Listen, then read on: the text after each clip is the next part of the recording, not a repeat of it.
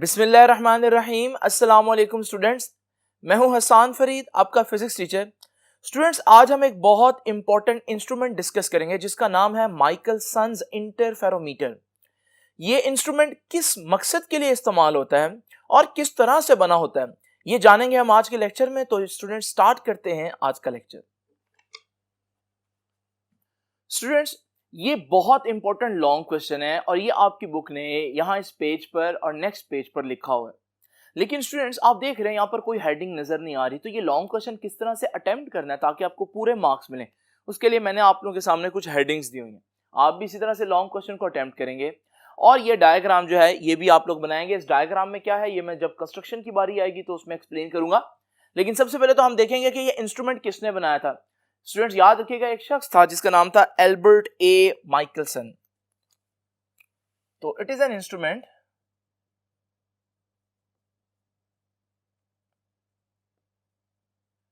devised by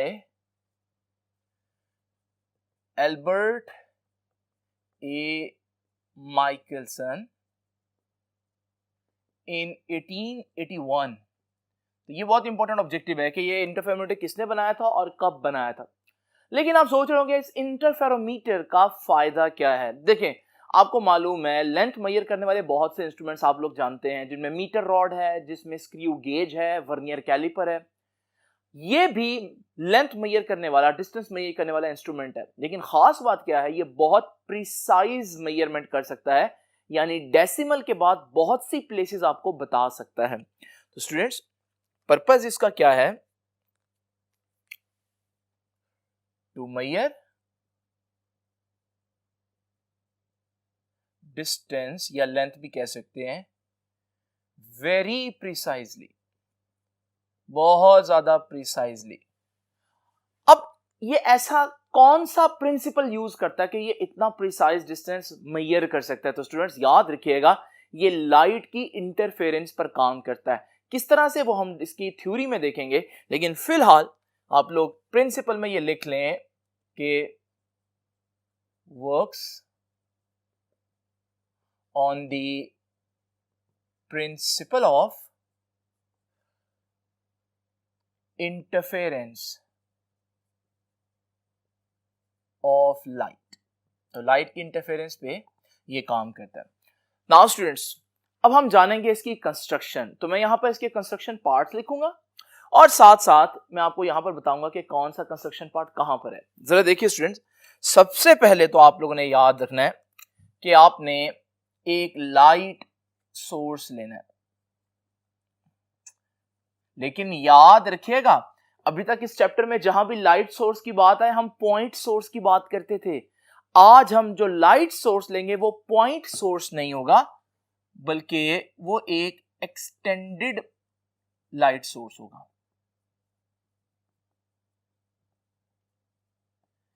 extended light source क्या होता है? अगर मैं आसान अल्फाज में बताऊं, ये एक पॉइंट सोर्स है। अगर इस तरह के बहुत से पॉइंट सोर्स आपके पास मौजूद हों तो फिर ये हमारे पास एक एक्सटेंडेड सोर्स बन जाएगा। तो एक्सटेंडेड सोर्स जो है वो पॉइंट सोर्स से थोड़ा बड़ा हो सकता है, आप ये कह सकते हैं। और भी बहुत से फर्क है, लेकिन वो आपके लेवल के नहीं है। अभी आप बस इतना याद रखें कि जो आपकी लाइट सोर्स आज ले रहे हैं वो एक्सटेंडेड लाइट सोर्स है। उसके बाद स्टूडेंट, दूसरी इंपॉर्टेंट बात क्या है? दूसरी इंपॉर्टेंट बात है कि हम दो मिरर्स भी यूज करेंगे इसमें। To mirrors, M1 and M2, ये M1 और M2। और फिर हम यूज करेंगे एक ग्लास प्लेट G1, ये वाली ग्लास। आप देख रहे हैं इसके अंदर मैंने इस तरह से कलरिंग की हुई है। उसकी एक खास वजह है, क्योंकि ये जो G1 है ये है पार्शियल रिफ्लेक्टर। आमतौर पर शीशा लाइट सिर्फ रिफ्लेक्ट करता है। ये एक ऐसा ग्लास प्लेट है जो लाइट को रिफ्लेक्ट भी करेगा, यानी आने वाली लाइट रिफ्लेक्ट भी हो जाएगी और लाइट इसमें से गुजर के आगे भी जा सकती है। तो कुछ लाइट का पोर्शन जो है वो रिफ्लेक्ट होकर वापस, और कुछ लाइट का पोर्शन जो है वो उसमें दाखिल होकर आगे निकल जाएगा। तो यानी कि लाइट रिफ्लेक्ट भी हो सकती है और लाइट ट्रांसमिट भी हो सकती है, उसमें से गुजर भी सकती है। तो ये हमारे पास एक पार्शियल रिफ्लेक्टर है। आप देख रहे हैं अगर इस पर एक बीम आए लाइट की तो वो बीम का कुछ हिस्सा इधर और बीम का कुछ हिस्सा आगे चला जाएगा। इसको हम समटाइम्स बीम स्प्लिटर भी कह सकते हैं क्योंकि ये एक ही बीम को दो हिस्सों में स्प्लिट कर रही है, एक को रिफ्लेक्शन के थ्रू और एक को ट्रांसमिशन के थ्रू, एक को जाने दे रही है और एक को वापस रिफ्लेक्ट कर रही है। नाउ स्टूडेंट्स जरा तवज्जो कीजिएगा, ये तो हो गया ग्लास प्लेट G1 और उसके बाद याद रखिएगा एक और ग्लास प्लेट आपको आगे नजर आ रही है। ये क्या है, बस इसका नाम अभी बता देता हूं, इसका नाम है कंपनसेटर प्लेट। ठीक है जी, कंपनसेटर प्लेट। लेकिन ये क्या कंपनसेट कर रही है ये मैं आपको वर्किंग के बाद बताऊंगा। लेकिन याद रखिएगा स्टूडेंट्स, ये जो ग्लास प्लेट G1 है, ये वाली ग्लास प्लेट, इसका काम तो समझ में आ गया ना। इसका काम क्या है, बीम्स को स्प्लिट करना। ठीक है जी, तो मैं ये लिख देता हूं कि बीम स्प्लिटर लिख देता हूं ताकि आपको याद रहे इसका क्या काम है। ये बीम स्प्लिटर है, ये लाइट की एक बीम को दो हिस्सों में डिवाइड कर देगी। तो स्टूडेंट्स ये तो हो गया हमारे पास कंस्ट्रक्शन पार्ट। अब जरा देखते हैं इसमें वर्किंग क्या है। देखिए सबसे पहले तो आप देखें आपका लाइट सोर्स जो है, ये जो हमारा लाइट सोर्स है, एक्सटेंडेड सोर्स जो भी होगा, इसमें से बीम जाएगी और बीम इस पर टकराने के बाद दो हिस्सों में डिवाइड हो जाएगी। एक तो रिफ्लेक्ट होकर मिरर M1 की तरफ जाएगी L1 डिस्टेंस ट्रेवल करते हुए, उस बीम को मैं 1 का नाम दे रहा हूं। इसी तरह से इस बीम का कुछ हिस्सा जो है वो इस ग्लास में एंटर होकर फिर आगे जाएगा और ये जाएगा मिरर M2 की तरफ। अभी इमेजिन कर लें दरमियान में ये नहीं पड़ा, ताकि हम इसकी वर्किंग को पहले समझ लें, फिर हम बताएंगे कंपनसेटर का क्या फायदा है। तो इमेजिन करें ये दरमियान में नहीं है, तो ये जो बीम जाएगी ऐसे, ये बीम सीधा मिरर M2 से टकराएगी L2 डिस्टेंस पर जो मौजूद है, और फिर हमारे पास इस बीम को मैंने बीम 2 का नाम दे दिया। तो यानी कि आपकी जो ओरिजिनल सोर्स था उसके दो हिस्से हो गए और वो दो हिस्से कुछ इस तरह से मूव कर रहे हैं, एक रिफ्लेक्टेड लाइट है और एक ट्रांसमिटेड लाइट है। तो जरा देखिए आपके ग्लास प्लेट G1 जो थी उसने क्या किया, glass plate G1 splits the light beam into two parts। ठीक है, जो आपका ग्लास प्लेट G1 है उसने असल लाइट की जो बीम थी उसको दो हिस्सों में डिवाइड कर दिया। ये हिस्सा मिरर M1 की तरफ जाएगा, लेकिन किस प्रोसेस की वजह से ऊपर जा रहा है, ये रिफ्लेक्ट हो रहा है। तो हम कहेंगे दो हिस्सों में एक हिस्सा क्या हुआ, वो है रिफ्लेक्टेड पोर्शन, जिसको मैंने बीम 1 का नाम दिया। ठीक है जी, ये वाला। और दूसरा है जो उसमें एंटर होकर आगे चली गई, ट्रांसमिटेड पोर्शन, जिसको हमने बीम 2 का नाम दिया। ये ठीक है जी। अब जरा देखिए स्टूडेंट्स, जानते हैं कि रिफ्लेक्टेड पोर्शन क्या करेगी। जैसे कि मैंने आपको बताया, रिफ्लेक्टेड पोर्शन यहां से टकराने के बाद मिरर M1 की तरफ जाएगी L1 डिस्टेंस ट्रेवल करते हुए, और फिर वहां से रिफ्लेक्ट होकर वापस कहां आएगी, ग्लास प्लेट के ऊपर, और फिर वहां से दोबारा रिफ्रैक्ट होकर ऑब्जर्वर उसको देखेगा। ठीक है जी। तो इसका जर्नी हमें यहां पर लिखना पड़ेगा कि रिफ्लेक्टेड पोर्शन क्या कर रहा है लाइट का। तो याद रखिएगा बीम 1 जो है, ये वाली beam will travel L1 distance to mirror M1 तक जाएगी, वहां से रिफ्लेक्ट होकर वापस आएगी and reflected back to G1 और G1 पर वापस आगे टकराने के बाद। ठीक है जी, तो एरो इस तरह से नजर आएंगे, आप वापस आ गए और यहां पर आने के बाद फिर क्या करेंगे, फिर उसका कुछ हिस्सा रिफ्लेक्ट होकर ऑब्जर्वर की तरफ आएगा। तो यहां से हम ये कहेंगे ये जो हिस्सा अंदर जा रहा है ये हमारे पास रिफ्रैक्ट हो रहा है, रिफ्लेक्ट नहीं। ठीक है जी। And partially refract to reach observer eye। तो ये देखें जी,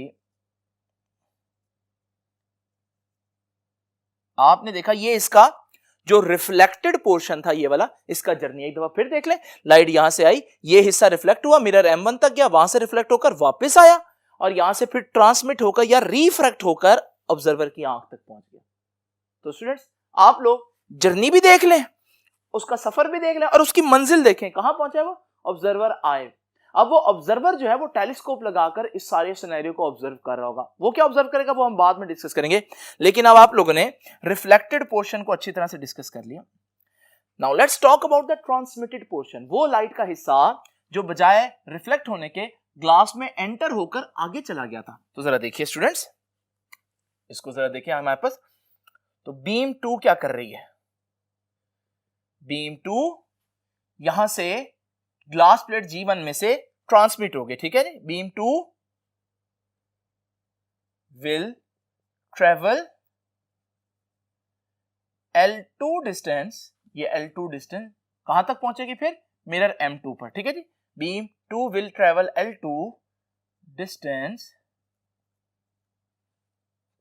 टू मिरर M2, वहां पहुंचकर क्या करेगी, वापस रिफ्लेक्ट होगी, ठीक है, एंड रिफ्लेक्टेड बैक टू, वापस कहां रिफ्लेक्ट होगी, फिर से G1। इसको फिलहाल मैंने बोला था भुला दें, ये समझे नहीं पड़ा रास्ते में। तो M2 से यहां G1 पर आएगी, रिफ्लेक्टेड बैक टू G1, और यहां से फिर से ये दाखिल नहीं हो जाएगी आगे, इसने रिफ्लेक्ट होकर नीचे आ जाना, ठीक है जी। तो कुछ हिस्सा इसका दोबारा से रिफ्लेक्ट होकर आंख तक पहुंचेगा, ठीक है। तो reflected back to G1 and then reflected to observer to reach observer's eye, या रिफ्लेक्टेड फ्रॉम G1 कह देता हूं कि यहां पर दोबारा आकर फिर टकराकर ऑब्जर्वर आई की तरफ गए। Reflected from G1 to reach observer's eye. ये हो गया स्टूडेंट्स, आप देख रहे हैं कि दोनों बीम्स जो हमारे पास स्प्लिट हुई हैं ओरिजिनल सोर्स से, वो दोनों बीम्स क्या क्या कर रही हैं, कहां कहां जा रही हैं, वो मैंने आपको बता दिया। अब उनका सफर क्या था वो भी इंपॉर्टेंट है, लेकिन ज्यादा इंपॉर्टेंट है उनकी मंजिल क्या है। अगर आप देखें स्टूडेंट्स, यहां पर हमारे पास इसकी मंजिल क्या है कि ये भी अल्टीमेटली ऑब्जर्वर आई तक पहुंच गई यहां तक, और वो जो बीम 2 थी वो भी अल्टीमेटली कहां पहुंच गई, आंख पर पहुंच गई। अब इसका मतलब क्या है ये मैं आप लोगों को बताऊंगा, लेकिन अभी जरा तवज्जो कीजिए।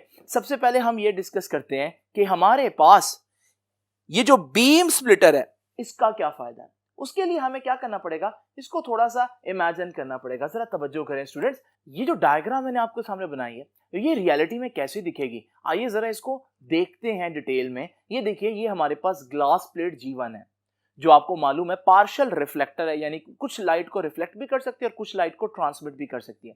इससे कुछ दूर एक मिरर M1 पड़ा हुआ है L1 लेंथ पर, और दूसरा मिरर M2 पड़ा हुआ है L2 लेंथ पर। अब जरा तवज्जो करें, ये है हमारा सोर्स और ऑब्जर्वर जो है वो यहां से ऑब्जर्व करेगा।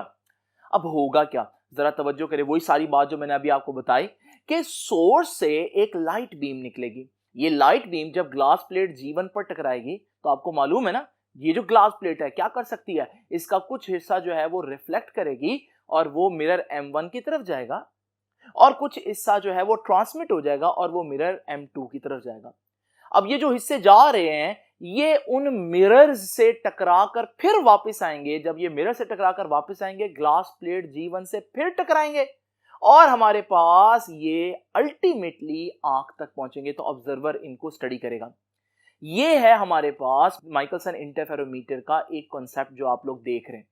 अब जरा तवज्जो कीजिएगा स्टूडेंट्स, यहां सबसे इंपॉर्टेंट बात क्या है। अब मैं आपको बताने लगा हूं कि जो हमारे पास कंपनसेटर प्लेट है वो क्यों यूज की गई है। जरा क्लोजली देखिएगा स्टूडेंट्स, सिर्फ बीम 1 को देखते हैं।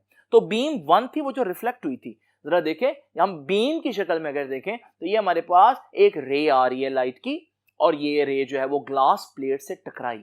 आपने देखा ये ग्लास प्लेट के अंदर चली गई है।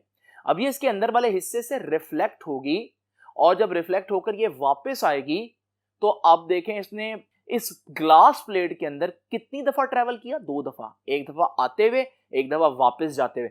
अब ये बीम फिर ऊपर चली जाएगी, ऊपर मिरर से टकराकर ये फिर दोबारा आकर G1 से जब टकराएगी, एक दफा फिर से इसको G1 में से गुजरना पड़ेगा और फिर ये फाइनली ऑब्जर्वर की आंख तक पहुंचेगी।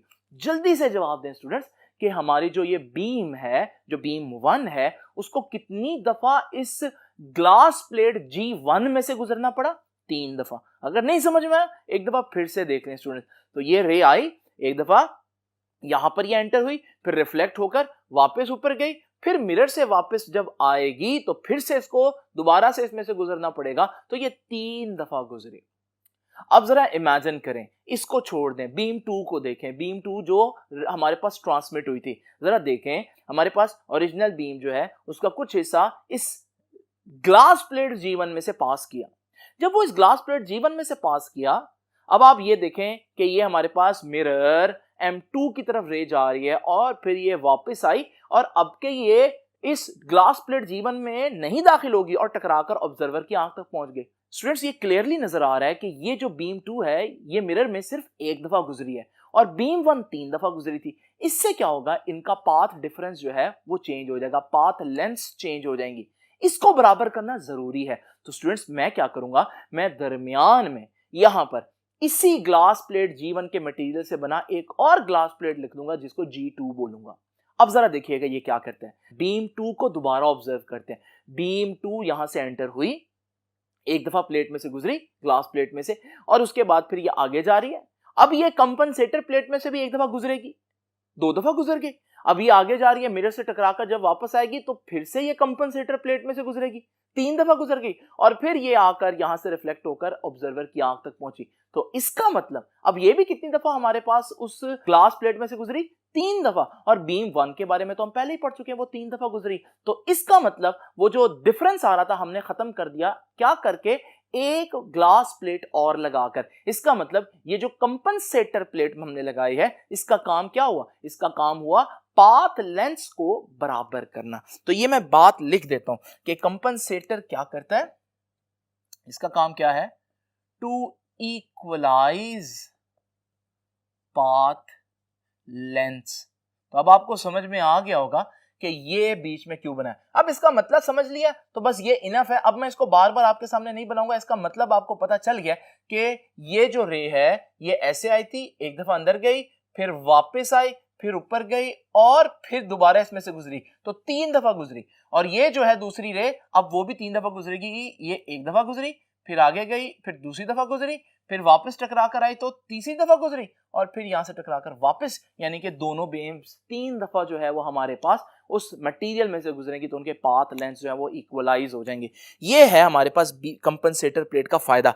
तो स्टूडेंट्स, अब आप लोगों ने देख लिया है कि हमारे पास जो स्टडी करने वाली बीम्स हैं वो 2 हैं, एक बीम 1 है और एक बीम 2 है। वो कैसे ट्रेवल कर रही है, किस किस में से गुजर रही है, कहां रिफ्लेक्ट हो रही है, कहां रिफ्रैक्ट हो रही है, ये सारी बातें इंपॉर्टेंट है। लेकिन आपको मालूम है सबसे ज्यादा इंपॉर्टेंट क्या है? सबसे ज्यादा इंपॉर्टेंट उनका सफर नहीं है, उनकी मंजिल है। और उनकी मंजिल क्या है? ये भी लिखा है टू रीच ऑब्जर्वर्स आई, ये भी लिखा है टू रीच ऑब्जर्वर्स आई, यानी कि दोनों बीम्स हमारी आंख पर इकट्ठे हो रहे होंगे। अब जरा तवज्जो कीजिएगा स्टूडेंट, अगर हमारे पास दोनों बीम्स इकट्ठी हो रही हो तो आपको मालूम है दोनों बीम्स सेम डायरेक्शन में जा रही हैं। और अगर आप देखें बीम्स 2 हैं लेकिन उनका ओरिजिनल सोर्स एक है, यानी कि हम कहेंगे कि यहां पर तो इंटरफेरेंस की शर्त पूरी हो रही है कि कोहेरेंट बीम्स भी हैं, मोनोक्रोमैटिक लाइट भी है और साथ साथ एक ही डायरेक्शन में वेव्स जा रही हैं, तो ये तो इंटरफेरेंस करने के लिए काफी है। लेकिन इंटरफेरेंस ऐसे नहीं समझ आएगी अगर आप बीम के तौर पर देखेंगे, जैसे मैंने अभी दिखाया था आप लोगों को। अगर आप इंटरफेरेंस समझना चाहते हैं तो फिर हम रे के जरिए देखेंगे। स्टूडेंट जरा तवज्जो कीजिएगा, हम एक रे को इमेजिन करते हैं। जरा देखिए, हमारे पास ये जो वेव जा रही है, ये वेव जब हमारे पास इस स्प्लिटर में से टकराएगी तो कुछ हिस्सा मैंने बताया था कि रिफ्लेक्ट हो जाएगा और कुछ रिफ्रैक्ट हो जाएगा। और ये दोनों हिस्से जो है वो जब जाकर अपने अपने मिरर्स से टकराकर वापस आएंगे और फिर जब ये गुजरने के बाद आंख पर इकट्ठे होंगे। जरा तवज्जो कीजिए, आप देख रहे हैं दोनों वेव्स का क्रस्ट के ऊपर क्रस्ट और ट्रफ के ऊपर ट्रफ आ रहा है। इसका मतलब ये हुआ दोनों वेव्स एक दूसरे का जो अफेक्ट है वो इनहांस करेंगे, जिसे फिजिक्स में हम कंस्ट्रक्टिव इंटरफेरेंस कहते हैं। और अगर आप यहां देखेंगे तो ऑब्जर्वर को बहुत ज्यादा ब्राइट लाइट नजर आएगी, क्योंकि लाइट की दोनों वेव्स ने कंस्ट्रक्टिव इंटरफेरेंस किया। स्टूडेंट्स जरा तवज्जो कीजिए, यह भी मुमकिन है अगर आप इमेजिन करें उस मिरर का डिस्टेंस थोड़ा सा चेंज कर दें। जब आप मिरर का डिस्टेंस थोड़ा सा चेंज करेंगे तो हो सकता है हमारे पास ये लाइट्स कुछ इस तरह से ट्रेवल करें कि अब क्रस्ट के ऊपर ट्रफ बने। इस सूरत में एक दूसरे को कैंसिल करेंगे और हमारे पास डार्क स्पॉट बनेगा। ये तो कहानी है स्टूडेंट्स हमारे पास एक वेव की, लेकिन आपको पता है लाइट के अंदर तो बहुत सी वेव्स होंगी। कुछ आपस में कंस्ट्रक्टिव इंटरफेरेंस करेंगी और ब्राइट स्पॉट बनाएंगी, कुछ आपस में डिस्ट्रक्टिव इंटरफेरेंस करेंगी और डार्क स्पॉट बनाएंगी। तो एक्चुअली में जब आप बात करेंगे एज ए होल, तो जो चीज ऑब्जर्वर को नजर आएगी वो सिर्फ कंस्ट्रक्टिव या सिर्फ डिस्ट्रक्टिव इंटरफेरेंस नहीं होगा, सिर्फ मैक्सिमा सिर्फ मिनिमा नहीं, सिर्फ ब्राइट स्पॉट सिर्फ डार्क स्पॉट नहीं, बल्कि उनका कुछ इस तरह से मिक्सचर नजर आएगा जिन्हें हम डार्क एंड ब्राइट फ्रिंजेस कहते हैं। ये है जो ऑब्जर्वर देखेगा। तो ये ऑब्जर्वर जब देखेगा तो ये जो ब्राइट एरियाज हैं ये निशानदेही कर रहे हैं कि यहां पड़ने वाली जो वेव्स थी उन्होंने आपस में कंस्ट्रक्टिव इंटरफेरेंस किया, और ये जो डार्क स्पॉट्स हैं वो हमारे पास ये जाहिर कर रहे हैं कि यहां जो वेव्स थी उन्होंने एक दूसरे को कैंसिल किया, नलीफाई किया, जिसकी वजह से हमारे पास यहां डार्क एरियाज बन गए। तो ये जो मैंने आपके सामने डायग्राम बनाई नीचे, ये है वो फ्रिंज पैटर्न जिसकी मैं बात कर रहा था कि हमारे पास जो ऑब्जर्वर है उसको ये नजर आ रहा होगा। तो क्योंकि हमारे पास एक वेव तो है नहीं, उस बीम के अंदर कई वेव्स होंगी, तो कुछ कंस्ट्रक्टिव करेंगी तो कुछ डिस्ट्रक्टिव करेंगी, हमारे पास इस तरह का फ्रिंज पैटर्न बनेगा। लेकिन स्टूडेंट्स आप लोग भूल गए होंगे कि क्या पर्पस था इसका, to measure distance very precisely. इस फ्रिंज पैटर्न को बनाकर हम डिस्टेंस कैसे मेजर कर सकते हैं, अब हम ये जानेंगे। यानी कि दूसरे अल्फाज में हम माइकलसन के इंस्ट्रूमेंट की अब हम थ्योरी पढ़ेंगे कि ये किस तरह से डिस्टेंस मेजर करने के लिए यूजफुल हो सकता है। स्टूडेंट्स अभी तक जो मैंने आपको चीजें बताई हैं ये सारी चीजें आपकी बुक ने लिखी हुई हैं डिफरेंट जगहों पर। इनको आप लोग ढूंढें और लिखेंगे आप लोग इसी तरतीब से, डिफरेंट जगहों पर डिफरेंट चीजों को डिस्कस किया हुआ है। अब मैं जो थ्योरी डिस्कस करूंगा वो आपके इस पैराग्राफ से स्टार्ट हो रही है। इससे पहले पहले सारी चीजें मैंने आप लोगों को ये बता दी हैं। नाउ स्टूडेंट्स आइए जरा स्टार्ट करते हैं अब थ्योरी को अंडरस्टैंड करना। स्टूडेंट्स अब क्वेश्चन ये है कि माइकलसन इंटरफेरोमीटर से हम किस तरह से स्मॉल बट प्रिसाइज मेजरमेंट्स या लेंस फाइंड आउट करेंगे। उसके लिए जरा दोबारा से देखते हैं माइकलसन की जो कंस्ट्रक्शन थी इंटरफेरोमीटर की, वो कुछ इस तरह से थी। आप देख रहे हैं वो दोनों मिरर्स M1 और M2 स्टैटिक हैं, रुके हुए हैं, अभी तक मैंने इनको मूव नहीं करवाया। और आप देख रहे हैं कि हमारे पास जो पैटर्न है स्क्रीन के ऊपर जो ऑब्जर्वर को दिखाई दे रहा होगा उसमें फ्रिंजेस आपको नजर आ रही हैं। जरा स्टूडेंट्स अब नोट कर लें ये बात कि इन दोनों मिरर्स में से एक मिरर जो M1 है वो अपनी जगह पर मूव कर सकता है, और एक्चुअली में जो प्रैक्टिकल इंटरफेरोमीटर होते हैं उनमें ये मूव करता है। और किस तरह से मूव करता है, एक प्रिसीजन स्क्रू लगा होता है इसके साथ।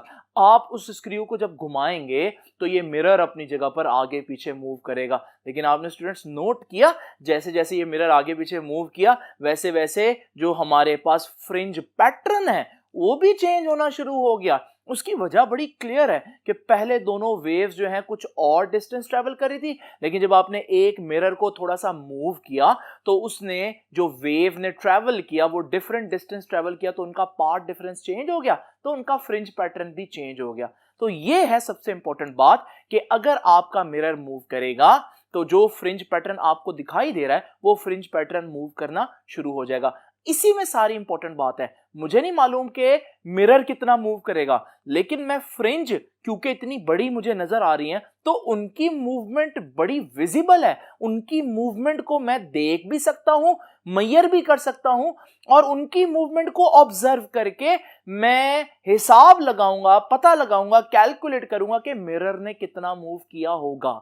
ये तरीका होगा बेसिकली। तो दोबारा बता देता हूं कि मैं ऑब्जर्व क्या करूंगा, फ्रिंजेस को, और फ्रिंजेस को देखूंगा कि उसने कितना मूव किया और उससे हिसाब लगाऊंगा कि मिरर ने कितना मूव किया होगा। नाउ स्टूडेंट्स जरा तवज्जो कीजिए, मैंने आपको बोला मिरर M1 मूव कर रहा है, लेकिन जरा अगर मैं मिरर M2 को उसकी बजाय मूव करवाऊं तो भी आप देखेंगे कि फ्रिंज पैटर्न जो है वो आपका चेंज होगा। लेकिन अगर हम मिरर M2 को मूव करवाएं तो साइड से मैं इन दोनों चीजों को इकट्ठे देख सकता हूं, मिरर को मूव होते हुए भी और फ्रिंज पैटर्न चेंज होते हुए भी। तो याद रखिएगा मैं इसी तरह करूंगा ताकि आप आसानी से देख सकें। लेकिन जब आपने पेपर में लिखना है और असल इंटरफेरोमीटर जो है वो मिरर M1 को मूवेबल रखता है, तो आप जरा तवज्जो कीजिएगा, मैं मिरर M2 को मूव करता हूं, मैंने देखा कि फ्रिंज जो है वो शिफ्ट होना शुरू हो गए। आइए इन फ्रिंजेस को जरा गौर से देखते हैं, इनसे क्या पता चल सकता है। जब मैंने इन फ्रिंजेस को गौर से देखा, आप देख रहे हैं ये टेलीस्कोप से देख रहा हूं मैं, जिसकी निशानी ये है कि वो आपको दरमियान में क्रॉस वायर नजर आ रहा है। ये क्रॉस वायर बहुत इंपॉर्टेंट है। अभी देखिए आपका जो क्रॉस वायर है उस पर एक ब्राइट फ्रिंज आ रही है। अब जरा मैंने मिरर को मूव किया और मैंने देखा कि एक ब्राइट फ्रिंज आगे चली गई और उसकी जगह पिछली ब्राइट फ्रिंज आ गई। जब एक ब्राइट फ्रिंज की जगह दूसरी साथ वाली ब्राइट फ्रिंज आ जाए, इसे हम बोलते हैं कि वन फ्रिंज शिफ्ट। कि फ्रिंज शिफ्ट तो हुई है, फ्रिंज मूव तो हुई है, लेकिन इस मूवमेंट को हम वन फ्रिंज शिफ्ट का बोलेंगे।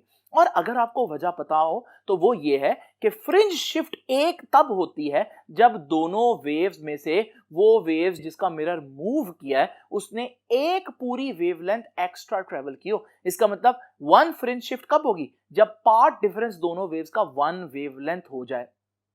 अब जरा तवज्जो कीजिए, अगर आप फ्रिंज में देखें कि एक क्रॉस वायर पे पहले ब्राइट फ्रिंज थी और फिर उससे पिछली ब्राइट फ्रिंज भी आई और उससे भी पिछली ब्राइट फ्रिंज आ गई क्रॉस वायर के ऊपर। अब आपने देखा कि एक ब्राइट की जगह साथ वाली ब्राइट नहीं बल्कि उसके साथ वाली ब्राइट आ गई है। इसे हम कहते हैं कि ये टू फ्रिंज शिफ्ट है। और टू फ्रिंज शिफ्ट की वजह क्या होगी, दोनों वेव्स के दरमियान पूरी दो वेवलेंथ का फर्क आ गया इसका मतलब। इसी तरह से अगर आप देखें क्रॉस वायर के आगे तीन ब्राइट फ्रिंजेस जो है वो चेंज हो तो इसका मतलब ये थ्री फ्रिंज शिफ्ट है। और थ्री फ्रिंज शिफ्ट की वजह फिर क्या होगा, दोनों वेव्स के दरमियान जो है वो तीन वेवलेंथ्स का डिफरेंस आ चुका है।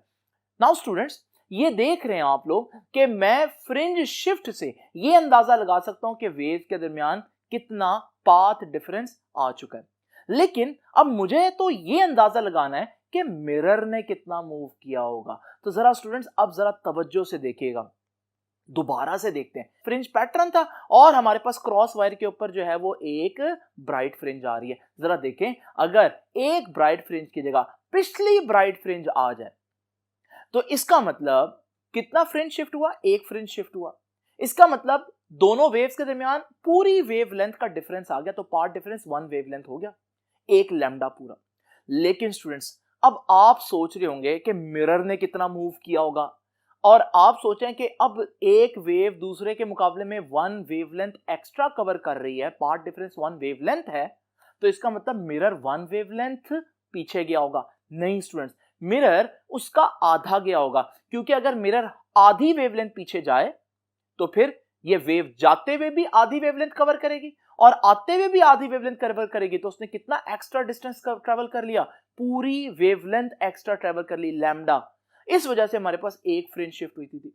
तो अगर हमारे पास यहां पर एक फ्रिंज आपको शिफ्ट होते दिखाई दे तो इसका मतलब मिरर ने एक वेवलेंथ नहीं बल्कि आधी वेवलेंथ ट्रेवल किया है। इसी तरह से स्टूडेंट्स जरा इमेजिन करेंगे क्रॉस वायर पर आपको दो फ्रिंजेस शिफ्ट होती दिखाई दें, इसका मतलब हमारे पास मिरर ने दो वेवलेंथ पीछे नहीं गया होगा, बल्कि मिरर को आप एक वेवलेंथ भी पीछे ले जाएं तो वेव जाते हुए भी एक वेवलेंथ ट्रैवल करेगी, आते हुए भी एक वेवलेंथ ट्रैवल करेगी, तो इसका मतलब दो वेवलेंथ का डिफरेंस हो जाएगा। यहां से हम सारी कैलकुलेशन जब करते हैं तो हमारे पास एक फार्मूला आता है और वो फार्मूला है L is equal to m lambda over 2। तो स्टूडेंट्स यहां L क्या है, L है distance moved by mirror. Mirror ने कितना मूव किया, तो distance moved by mirror. M क्या है स्टूडेंट्स, कि फ्रिंजेस कितनी शिफ्ट हुई हैं, तो फ्रिंज शिफ्टिंग। और लैम्डा तो आपको मालूम है वेव लेंथ है। अगर आपको उस लाइट की वेवलेंथ पता हो और आप टेलीस्कोप पर देखें कि कितनी फ्रिंज शिफ्ट हुई हैं, इनकी वैल्यूज यहां पुट करें तो आपको पता चल जाएगा मिरर ने कितना मूव किया है। लेकिन स्टूडेंट्स ये फॉर्मूला आपने डायरेक्ट नहीं लिखना, याद रखिएगा ये जो सारी बातें मैंने अभी आपको बताई है ना, ये आपने बुक से लिखनी है। अब इतना टाइम नहीं है कि मैं सारी एग्जैक्ट थ्योरी लिखूं, लेकिन मैं आपको बता देता हूं कि थ्योरी के अंदर आपने कौन सा पैराग्राफ लिखना है। ये जो आपको 2 पैराग्राफ नजर आ रहे हैं ये थ्योरी के अंदर लिखने हैं और फिर आपने एंड पर ये फार्मूला लिखना है। अब जरा स्टूडेंट्स तवज्जो कीजिएगा, हमें पता चल जाएगा कि मिरर ने कितना मूव किया है। अब जरा इमेजिन करें कि मैं किसी भी चीज की लेंथ मेजर करना चाहता हूं। मैं क्या करूंगा, उस चीज को सपोज करते हैं, ये सिर्फ सपोज करो तो आपको आइडिया हो कि हम डिस्टेंस कैसे मेजर करेंगे इंटरफेरोमीटर से। उस चीज को, वो जो छोटी सी चीज है, मैं उसको किसी मिरर के साथ यहां पर रखता हूं। उसके लिए मुझे मिरर को मूव करना पड़ेगा। जब मैं मिरर को मूव करूंगा तो मैं देखूंगा वहां पर फ्रिंज कितनी शिफ्ट हुई हैं, और जब मुझे पता चलेगा फ्रिंज कितनी शिफ्ट हुई हैं तो मैं फिर ये फॉर्मूला लगाकर वहां से देख लूंगा कि मिरर ने कितना मूव किया होगा। और मिरर ने कितना मूव किया होगा, जितना उस ऑब्जेक्ट का डायमीटर होगा। तो यहां से हमें पता चल जाएगा वो ऑब्जेक्ट कितना बड़ा है। तो ये है असल तरीका, अगर हम इसको आसान तरीके से एक्सप्लेन करें कि डिस्टेंस कैसे मेजर किया जाएगा। नाउ स्टूडेंट्स जरा तवज्जो कीजिएगा, बात करते हैं यूजेस की। माइकलसन इंटरफेरोमीटर का क्या फायदा है, इसकी क्या एप्लीकेशंस है। देखिए स्टूडेंट्स, याद रखिएगा ये जो आपके पेज पर लास्ट में ये 2 पैराग्राफ दिए हैं, इसमें आपको माइकलसन इंटरफेरोमीटर के कुछ फायदे बताए जाएंगे। सबसे पहले तो वो बताएगा कि माइकलसन इंटरफेरोमीटर से बहुत छोटा डिस्टेंस मेजर किया जा सकता है। तो डिस्टेंस कितना, अप टू 100 नैनोमीटर या 10⁻⁻⁴ millimeter can be measured by using blue light। याद रखिएगा ब्लू लाइट की जो वेवलेंथ है वो 400 नैनोमीटर है। लेकिन मैं आपको थोड़ा आसान तरीके से बता दूं कि ये 100 नैनोमीटर तक डिस्टेंस कैसे मेजर किया जा सकता है। देखिए ये है डिस्टेंस, ये फॉर्मूला है L = m λ/2।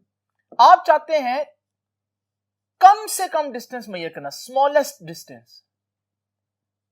अगर आप स्मॉलेस्ट डिस्टेंस मेजर करना चाहते हैं तो आप स्मॉलेस्ट फ्रिंज शिफ्ट मेजर करेंगे, स्मॉलेस्ट शिफ्ट मेजर करेंगे और स्मॉलेस्ट वेवलेंथ यूज करेंगे। अगर आप सबकी स्मॉलेस्ट यूज करेंगे तो आप जो डिस्टेंस मेजर करेंगे वो कम से कम डिस्टेंस मेजर कर सकेंगे। अब वो कितना होगा, देखें स्मॉलेस्ट शिफ्ट क्या है। आप लोगों को याद है, मैंने आपको बताया था कि अभी जो फ्रिंज पैटर्न था उसमें अगर आपके क्रॉस वायर के ऊपर ये एक ब्राइट फ्रिंज है और इसकी जगह पिछली ब्राइट फ्रिंज आ जाए तो इसे बोलते हैं ये एक शिफ्ट है। अगर आप देखना चाहते हैं सबसे छोटा चेंज फ्रिंजेस में क्या आ सकता है, तो सबसे छोटा चेंज तो ये आ सकता है कि इस ब्राइट की जगह पिछली डार्क आ जाए। अब इससे कम तो चेंज हो नहीं ना सकता कि बिल्कुल साथ वाली डार्क ही आ सकती है। इसका मतलब ये तो पूरी शिफ्ट भी नहीं है, ये तो आधी शिफ्ट है। यानी कि आप जो फ्रिंज पैटर्न पर सबसे छोटी शिफ्ट कौन सी देख सकते हैं, आधी शिफ्ट। तो इसका मतलब स्मॉलेस्ट शिफ्ट क्या है, हाफ शिफ्ट, कि एक ब्राइट की जगह पिछली डार्क आ जाए। बस ये सबसे छोटा आप देख सकते हैं कि जो सबसे छोटी शिफ्ट है।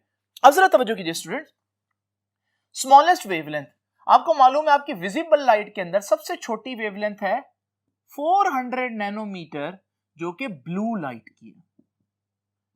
तो अगर आप बहुत थोड़ा डिस्टेंस मेजर करना चाहते हैं तो उसका तरीका क्या है, आप सबसे छोटा चेंज मेजर करें फ्रिंज शिफ्ट में और सबसे छोटी वेवलेंथ लें। तो आपके पास जरा देखते हैं डिस्टेंस कितना आएगा। आपके पास डिस्टेंस आएगा m 1/2 था कम से कम डिटेक्टेबल चेंज, और लैम्डा क्या है, सबसे छोटी वेवलेंथ 400 / 2। तो ये स्टूडेंट्स हमारे पास आ जाएगा, या अभी आप 400 की जगह लैम्डा ही लिखा रहने, ये हमारे पास आ जाएगा λ/4। तो आपकी बुक कहेगी कि λ/4 कम से कम डिस्टेंस है। और अगर आप ब्लू लाइट यूज कर रहे हैं तो लैम्डा क्या होगा, 400 नैनोमीटर / 4। ये कितना आ जाएगा जी, 100 नैनोमीटर, जो कि मैंने अभी आप लोगों को बताया। तो छोटे से छोटा डिस्टेंस जो आप मेजर कर सकते हैं माइकलसन इंटरफेरोमीटर से वो 100 नैनोमीटर, इससे कम नहीं मेजर कर सकते।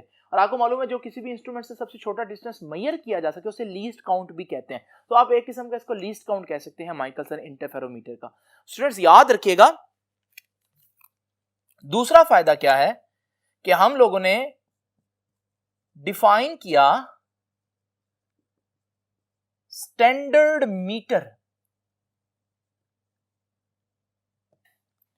स्टूडेंट्स आपको मालूम है मीटर की जो डेफिनेशंस हैं वो चेंज होती रही हैं वक्त के साथ साथ। तो अब हमारे पास माइकलसन इंटरफेरोमीटर को यूज करते हुए हमने मीटर की एक बड़ी ही जदीद डेफिनेशन की वेवलेंथ की बुनियाद पर। और वो डेफिनेशन क्या थी कि एक मीटर क्या होता है, 1 meter is equal to 1553163.5 wavelength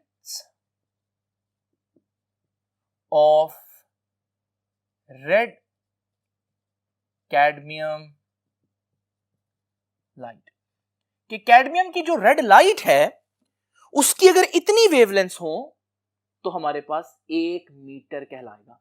तो ये हमारे पास नई मीटर की डेफिनेशन जो है वो माइकलसन इंटरफेरोमीटर की वजह से हो सकी थी। तो स्टूडेंट्स ये तो हो गए कुछ फायदे, इसको मैंने आपको बता दिया कि बुक ने कहाँ लिखे। आई होप कि माइकलसन इंटरफेरोमीटर को आप लोगों को थोड़ी सी अंडरस्टैंडिंग आ गई होगी। इसको लेक्चर को बार बार देखें, अगर आपको दोबारा इसमें कोई चीज़ समझ में नहीं आती आपसे इंशाल्लाह मुलाकात होगी नेक्स्ट लेक्चर में। तब तक के लिए अल्लाह हाफिज।